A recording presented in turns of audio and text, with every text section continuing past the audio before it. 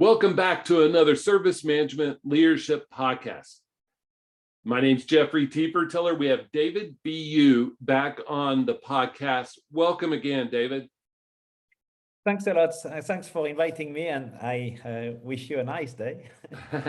Thank you. So last time we talked and wanted to congratulate you again for your ITIL Master certification and going through that.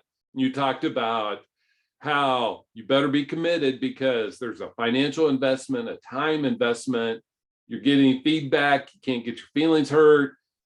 You know, you have to be invested in acquiring and achieving the ITIL Master. Is that a good summary? Yes, and thank you for congratulating me. Thank you. Thank you for reminding me all I have into this. But so you went down this road for a purpose, for it to enable you to do something. You know, we're in the ITIL space. We talk about enabling outcomes. What will the ITIL Master certification enable you to do more, better, differently than you have in the past? Yeah, so very good question. In fact, this is a complete different certification from the other. That's really the difference between the top of the Everest and, let's say, the last basic camp you get. Because you can see in many times, you see, people, for instance, I give you an example. You are a good trainer, you deliver training, okay? And you are a good trainer, you absorb a lot of information, and then you pass different exams, okay? For instance, if you go along a lot of people are ITIL 4 managing professional, or they are a strategic leader, both. Yes, they are all at this basic camp level. Why? Because they just train. ITIL Master, it's completely a different story. ITIL Master is you prove to the other that you implement the whole of ITIL can propose, all. So this is a completely different story, And that's what is interesting in this ITIL Master. It's not just because you have a title like Master. It's because it's really, yeah, which, you can be Scrum Master if you want to be a master, by the way, and it will cost you less money and less time.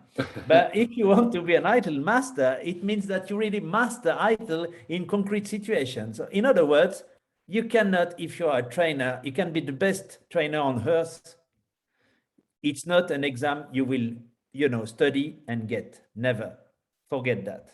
Gotcha. So that's very important. This. Yeah, and I will say that on my ITIL V3 journey to expert, I had some good instructors, trainers, but I also had some that were very questionable, that were speaking to things that they had never lived, and that is the weird part to me, especially when you get into, we're showing my age here, RCV, the release control validate.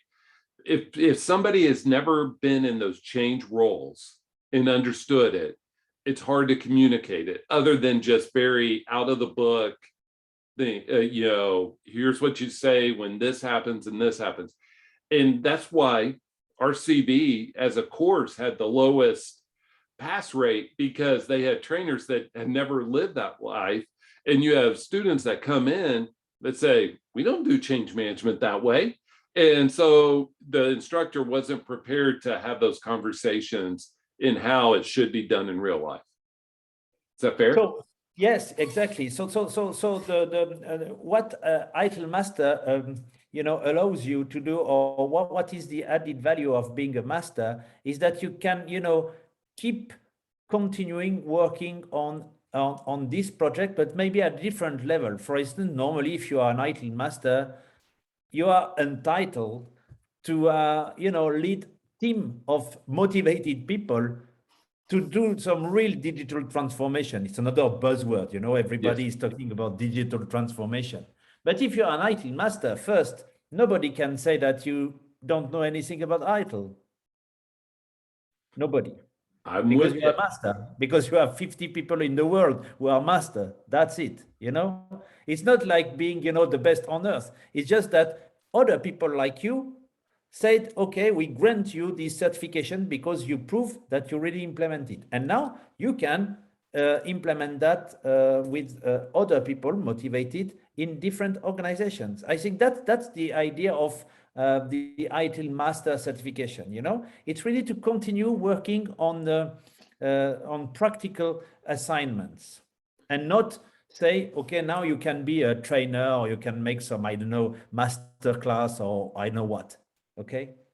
And it comes with, you don't have to say, repackage what you said. You never have to explain yourself, right? You never have to prove that you know stuff or things of that nature.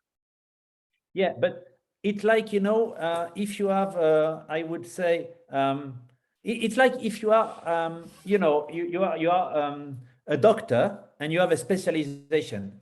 I am a doctor and my specialization is IT service management. Concretely, it's ITIL.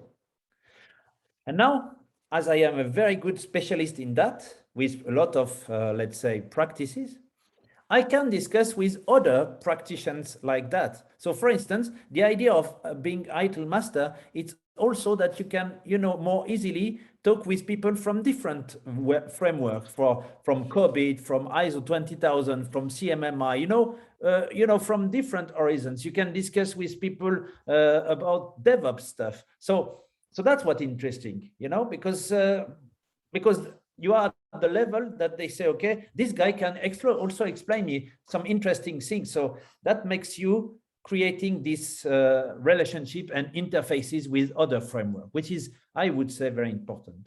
It is. And so you have a training organization and you do lots of training, prints and ITIL and things of that nature. Is that right?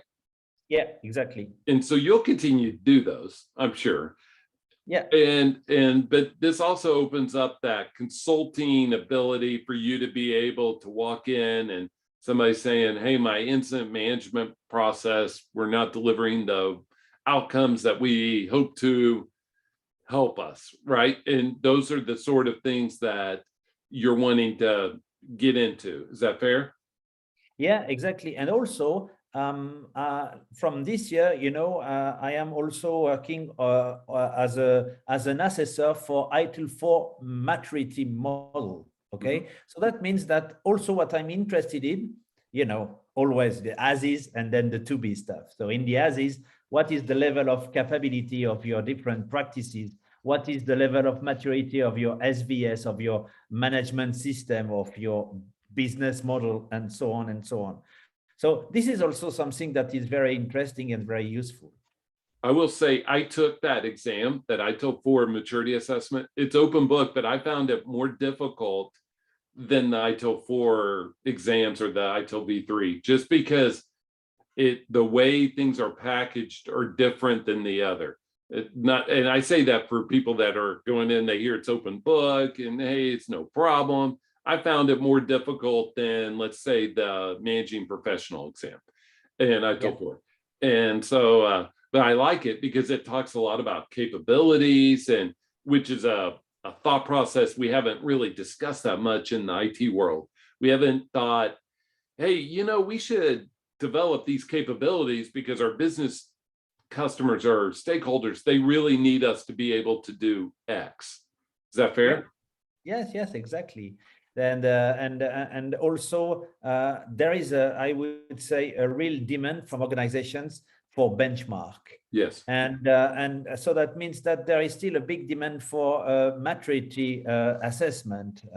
So I think it really addresses a demand. And what is interesting also in this ITIL 4 maturity model is that they also address something which is, you know, which practice are useful for which, you know, goals and for which, as they say, focus areas. Okay, if for instance, organization want to be more agile, what does that mean?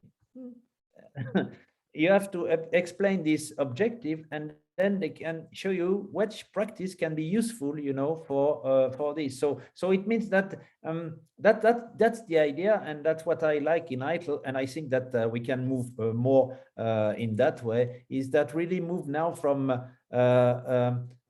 you know, process-based service management to really value stream-based service management. And it's completely a different story, because I really can imagine that value streams are standardized answers to key questions of the organization. You Yes. can take 10 questions. That's what they call demand or opportunity, if you want. Yes. And then you will see that you can solve them, mixing up business IT processes together in a value stream, which is a completely different dimension of what we had until now. So I'll give you my definitions of demand and opportunity for the guests. You tell me if I'm right or wrong. Demand is something that we know what it is and how to deal with it. So think self-service requests. You go, you order something, even if it's a small project or enhancement, something on a patch or a certificate, something that you know what it is and how to deal with it. An opportunity, which is a great name for what it really is, it's something you don't know what it is or don't know how to handle. So this is where that word capability really pushes in, because we have to be able to take advantage of this opportunity. It's an opportunity in the positive word to do what you show your stakeholders that you really can provide what they're looking for. How's my definition? Do you think those are okay? Yeah, I would say, in fact, I would just reformulate what you say. Demand is based on something that exists. Opportunity is based on something that can exist. Yep. And so I always think of demand as something. You go to a restaurant again, you can tell I'm a big guy and I eat a lot, right? It's on the menu. You know what it is. The cook knows how to fix it. That's totally different than you walk in and you say, it's not on the menu, but I want X, Y, and Z. And they're having to figure out, do we have the ingredients? Do we have somebody who knows how to prepare it? Things of that nature. That's how my mind thinks of those. Is that fair? Yes, you're right. And this, exactly what you said, force the organization to know and to identify their capabilities. Yep. Organizations are focused on resources. Yes. They need to switch to capability organization. This is not something new. I mean, when we talk about service management, they said the definition is a set of organizational capabilities. They never use the word resource because of that. So resources, though, what you struck on, and we'll move on after this, resources is reactive thinking, capabilities is proactive thinking, which is a big stretch for most leaders. Yeah, exactly. For instance, I give you one example I always use in my training. As you said, I speak some different languages, but just let's make an example. You have a service desk in your organization and you say, okay, this service desk is, for instance, in one language because you just serve some users in one particular country. And then they are very successful and they say, okay, we would like now in this organization to extend the scope of this service desk. If you know that people, 90% of them speak fluently English, for the time being, it's a capability. Once they will use this English to be, the basic language to support the other users, it becomes a resource. And if you don't know that, what you will do? You will, onboard newcomers in your service desk. So it will cost you more money, more time to train them and so on. So it's completely, absurd if you don't know the capability, because it will cost you a lot of time and money. Exactly. And so forgive all my food analogies, but that's exactly how I think of things. And I try to be able to explain them in a way that everybody understands, right? And so that really pushes into, there's these old sayings here in America that, if you can't explain it to a 5-year-old, you really don't know it well. And so I tried to bring it down to that level, and everybody's like, yeah, I get that. All right, as we close up, is there anything that the ITIL Master is going to enable you to do that you're just think, man, that would be so awesome? I sure am looking forward to be able to do what? I think that thanks to the fact that you are a master, you should have a higher voice to give your point of view on ITIL. So that means that you should be more integrated in the if we say that ITIL is a product, if you're an ITIL master, you should be a part of the product owner proxy, if I say Exactly. it like that. I So got you. you know, that's, I think, the main important thing, despite the fact that, of course, if you are a master, you should be involved in this concrete assignment, maybe to manage some teams, be a program manager if you want, but you say, okay, in that case, you can also be an IT expert for that. But the main thing is, if you are a master, you should, you know, have your voice heard to make this ITIL evolve. So a thought leader is how I think of it. A thought leader in what's coming, how does it come, you know, all that sort of thing. Yeah, exactly. And so, David, it's been great having you with us again. You've been on a few times the last couple of weeks. I want to give you a chance to promote your training business or whatever it is. What would you like the audience to know?